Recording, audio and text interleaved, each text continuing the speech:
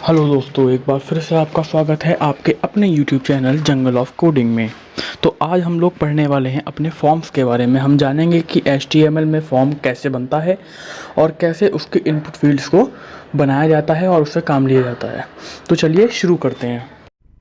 तो दोस्तों, जैसा कि आप देख सकते हैं कि मैंने यहाँ पर पहले से एक फ़ाइल बनाकर रखी हुई है form.html, जिसमें हम आज सीखेंगे कि हम अपना फॉर्म कैसे बनाते हैं। तो पहले मैंने एमेट यूज़ करके ये सारा अपना जो प्री डिफाइंड कंटेंट होता है इसको लेकर के आया हूँ और इसके बाद मैंने इसको टाइटल दिया है फॉर्म। यहाँ मैंने लगाया फॉर्म टैग। इसके साथ ही साथ ये एक एट्रीब्यूट आता है आपका एक्शन एट्रीब्यूट, जिसको मैंने अभी हटा दिया है। अब फॉर्म हमारा कभी भी अकेला वर्क नहीं करता, फॉर्म के साथ कुछ इनपुट टैग्स भी लगाने पड़ते हैं। तो आज हम अपना फॉर्म का और उसके एट्रीब्यूट के बारे में देखेंगे और अब कुछ हमारे जो बेसिक इनपुट टैग्स हैं उनको भी पढ़ेंगे।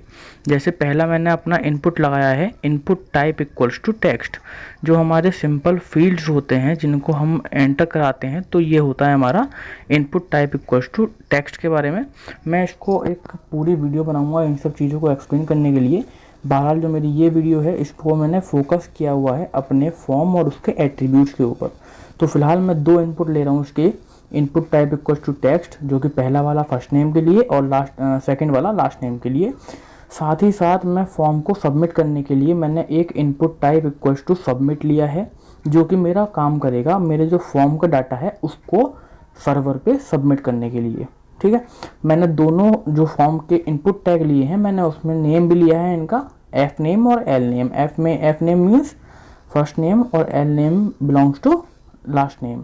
ये मैंने दोनों साइड br टैग दे करके इसको सही एक फॉर्म में लेकर के आया हूँ। ये मैंने अपना फॉर्म ओपन किया तो आप देख सकते हो ये ऐसा दिख रहा है।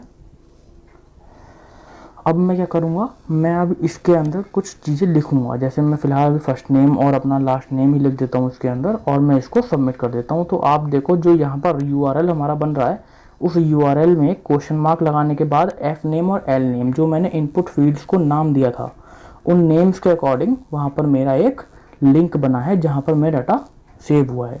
अब मैंने लगाया यहाँ पे एक्शन। मेरा पहला एट्रीब्यूट है एक्शन एट्रीब्यूट। अब एक्शन एट्रीब्यूट क्या करता है, जब हमारा फॉर्म सबमिट होगा तो वो फॉर्म हमारा किस पेज पे जाकर के सबमिट होगा वो उसको बताता है। जैसे मैंने अभी यहाँ पर आपको ये खोल के दिखाया, मैंने submitted.html नाम की मैंने फाइल बनाई हुई है। मैंने इसको वहाँ पर एक्शन में लगाया हुआ है और अभी मैंने इसको रिफ्रेश करके मैं इसको फिर से आपको करके दिखाऊंगा। तो देखो यहाँ से जब मैं इसको सबमिट करूँगा तो सबमिट करने के बाद मेरा submit.html खुल जाएगा। देखो ये मेरा ओपन हुआ submitted.html और हाथों हाथ इसमें जो मेरा डाटा था वो डाटा भी मेरा यहाँ पर सबमिट हो चुका है। बेसिकली यहाँ पर जो हमारी यूज़ होती है PHP वगैरह की कोई फाइल यूज़ होती है। अब जो हम अपना अगला एट्रीब्यूट पढ़ने जा रहे हैं वो है हमारा मेथड एट्रीब्यूट। अब मेथड हमारे से दो तरह के होते हैं, एक होता है हमारा गेट, एक होता है हमारा पोस्ट। असल में मेथड का काम होता है कि आपका जो डाटा सर्वर पे सेंड किया जा रहा है वो किस तरह से सेंड होगा। अभी मैं आपको इस बार बताऊंगा। जैसे अभी फिलहाल मैं यहाँ पे पुलकित और वर्मा मैंने नाम लिखा और मैंने इसको सबमिट किया तो आप देख पा रहे हो ऊपर क्वेश्चन मार्क के आगे एफ नेम और एल नेम ये मेरा URL में शो हो रहा है। इट मीन्स कि ये अभी बाय डिफ़ॉल्ट आपका मेथड गेट लेके जा रहा है। गेट में क्या होता है, जो भी आपकी रिक्वेस्ट होती है वो जो आपकी सबमिट होती है तो वो URL पे आपका डाटा शो होता है कि आपने अपना क्या डाटा फिल करके वहाँ पर आपने स्टोर किया है।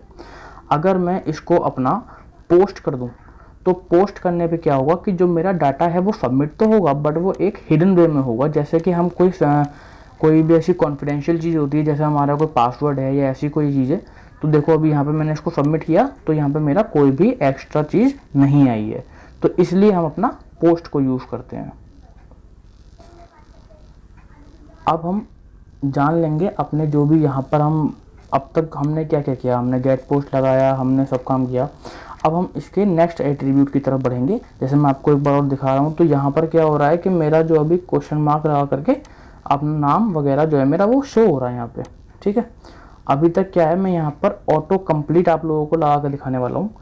तो यहाँ पर हमारा एक और नया एक एट्रीब्यूट होता है इसका ऑटो कंप्लीट। अब ऑटो कंप्लीट में क्या होता है, ऑटो कंप्लीट का मतलब ये है जैसे मैं अभी यहाँ पर क्लिक कर रहा हूँ तो यहाँ पर मैंने उसको ऑटो कंप्लीट को ऑफ किया हुआ है। तो इसका मतलब ये है कि जहाँ मेरा पहले सजेशन आ रहा था तो मेरा वो सजेशन बंद हो चुका है। अब मेरे इस पर मैं जहाँ भी क्लिक करूँगा तो मेरा सजेशन नहीं आएगा। ठीक है, मैंने बिना किसी सजेशन के उसको सबमिट किया। अब मैं यहाँ से इसको ऑटो कंप्लीट को ऑन कर लेता हूँ। अब जब मैं ऑटो कंप्लीट को ऑन कर लूँगा तो ऑटो कंप्लीट को ऑन करने के बाद जैसे ही मैं इनपुट बॉक्स पे क्लिक कर रहा हूँ तो मेरा नीचे सजेशन आ रहा है। तो ये वर्क होता है हमारा ऑटो कंप्लीट का। ऑटो कंप्लीट हमारे सजेशंस को शो और हाइड करने के काम में आता है। अब हम अपने जो हमारा नेक्स्ट एट्रीब्यूट है उसको हम जानेंगे, वो है हमारा नेम एट्रीब्यूट। नेम एट्रीब्यूट कोई इतनी बड़ी चीज़ नहीं है जो हमारे इसके रिजल्ट को इतना इफेक्ट करेगा, लेकिन ये हमारे लिए उस टाइम बहुत ज़्यादा बड़ी चीज़ हो जाती है जब हम कम्युनिकेट करते हैं अपने सर्वर के साथ। सर्वर को ये बताना होता है कि जो आपका फॉर्म, जिस फॉर्म का डाटा ले रहे हो, तो वो फॉर्म आपका किस नाम से है, तो तभी वो वहाँ से कुछ पर्टिकुलर डाटा ले सकता है। तो नेम से हमारा यहाँ के रिजल्ट में कोई इफेक्ट नहीं पड़ेगा, लेकिन जब हम एक सर्वर के साथ कम्युनिकेट करेंगे तब हमें इसकी ज़रूरत पड़ती है। इसके बाद है हमारा नो वैलिडेट। नो वैलिडेट का मतलब ये है कि हम सर्वर को नो वैलिडेट लगा के ये बता देते हैं कि इसका जो भी डाटा आप सबमिट हो रहा है वो हमारा वैलिडेट नहीं है। वैलिडेट नहीं होने से मतलब ये है कि उसकी जो वैलिडेशन थी फॉर्म की वो ख़त्म हो चुकी है। फिर उसके बाद आपका आता है यहाँ पर टारगेट एट्रीब्यूट। अब टारगेट एट्रीब्यूट क्या होता है? टारगेट एट्रीब्यूट का मतलब ये है कि आपको जो सबमिशन है वो कहाँ पर ओपन करना है। जैसे फिलहाल मैं आपको करके दिखा रहा हूँ, मैंने इसको किया और मैंने सबमिट किया तो मेरा सेम उसी टैब में वो सबमिट हो गया। लेकिन अगर मैं टारगेट के अंदर अपना अंडरस्कोर ब्लैंक लिख दूंगा तो ये मेरा एक न्यू पेज खोलेगा, तब जा करके वहाँ पे सबमिट होगा। देखो मेरा पिछला पेज ऐसे रहा और उसको नया पेज उसने submitted.html के नाम से ओपन कर दिया है। तो ये डिफरेंस होता है हमारा टारगेट सेल्फ में और टारगेट ब्लैंक में। बाय डिफ़ॉल्ट हमारा टारगेट सेल्फ ही रहता है।